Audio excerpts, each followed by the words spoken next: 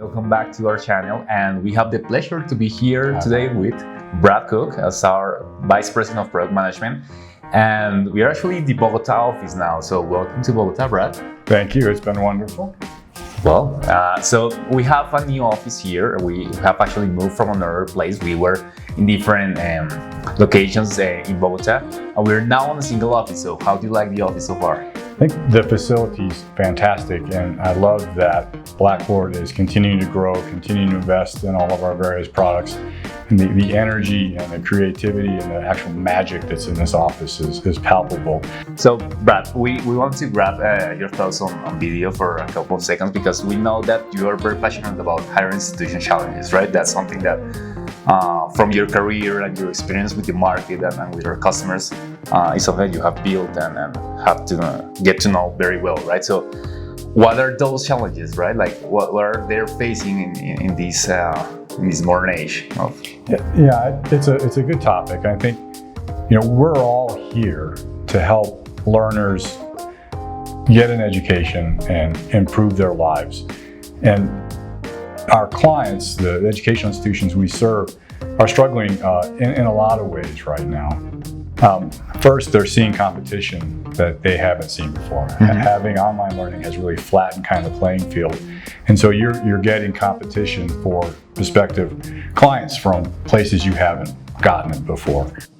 You're also faced with learners who are increasingly demanding a better online experience and more reward for their investment. They're Right. more likely to look at what's the return on my investment for this education, and there are ways I can achieve my goals less expensively and get a better Smart experience. decisions. Yeah, so the institutions are pressured. They've got more competition coming from more sources. They have learners who are demanding more than they have in the past.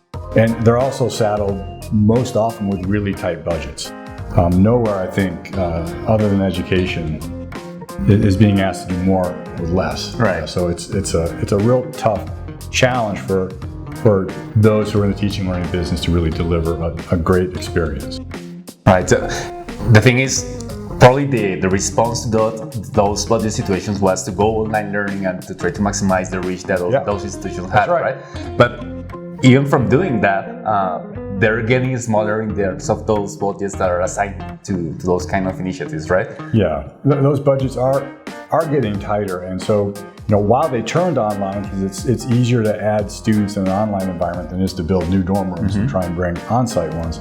Again, there's still significant costs involved there, and with those tight budgets, we're seeing really successful schools start to refocus the money and the effort they put into trying to be a software company by hosting and managing and editing and customizing their own software.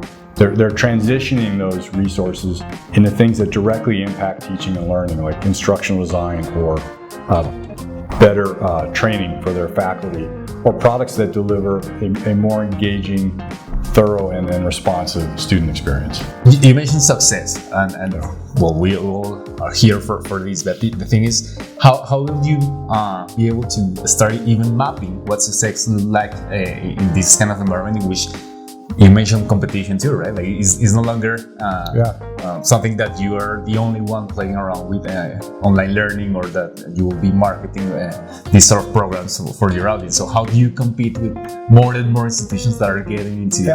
I think that the most telling statistic you can look at is what does your enrollment pace look like? Are you recruiting more than your fair share of students? And how long are those students staying with you? Are they continuing through their journey and completing it and moving off into the workforce? And are they happy about that experience? And so we're seeing kind of like soft skills and more social media where word of mouth from learners starts to matter a lot more than advertising campaigns. And you can't drive word of mouth with a marketing budget. You have to drive it with great online teaching and learning experiences. So I said teaching and learning experiences on purpose, because we focus an awful lot on what the learner experience is, but the other side, the teaching experience, the instructors and the people that are delivering the teaching or delivering the education have to feel comfortable, have to be able to use the tools in a way that best support both their teaching style, the goals of the curriculum they're teaching, and the desires of their learners. So the institution being able to free resources, again, from potentially trying to be a software company to ones where they can really support the teaching and learning process in a way that gives them a competitive advantage, drives passionate word-of-mouth advocacy from their students, and has happy faculty. That's how I would define success. The competition from institutions is no longer on the same area, right? In the same space, geographically speaking.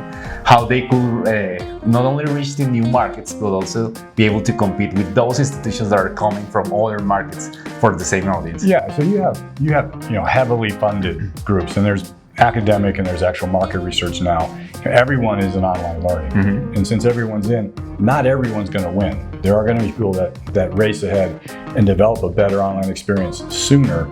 And I think the kind of the flattening of the market, where everyone who first jumps into online learning, you may have different brands or different funding, but you're all starting from the same spot. So, really well-funded schools have an advantage in their brick and mortar and physical plant. But when you move to online, it starts leveling out the race. So those institutions that make really great use of instructional design, really great use of data, and aggressively and continually improve their programs based on feedback, they're going to outcompete schools who may have more money, more resources, and even bigger brands, but aren't as aggressive about moving to online and aren't as aggressive in terms of really chasing a great teaching and learning experience. If you were to pick a single piece of advice, right? Like one thing that could start driving the conversations around the strategic paths that institutions could follow, what will it be?